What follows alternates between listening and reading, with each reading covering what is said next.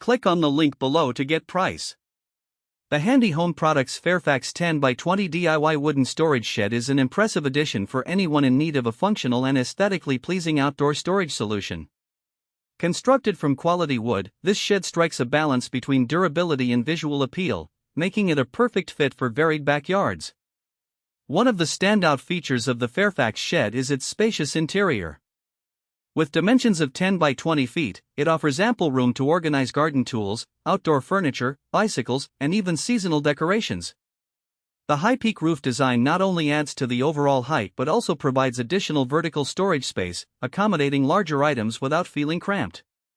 The assembly process, while requiring a bit of time and effort, is straightforward with clear instructions and pre-cut materials.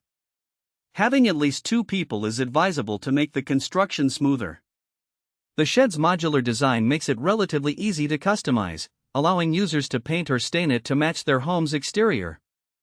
The natural wood finish adds a rustic charm that enhances the overall aesthetic of your outdoor space. Ventilation is an essential consideration for any storage shed, and the Fairfax model excels in this area. Equipped with well-placed vents, it allows for airflow, preventing moisture buildup that could lead to mold or mildew.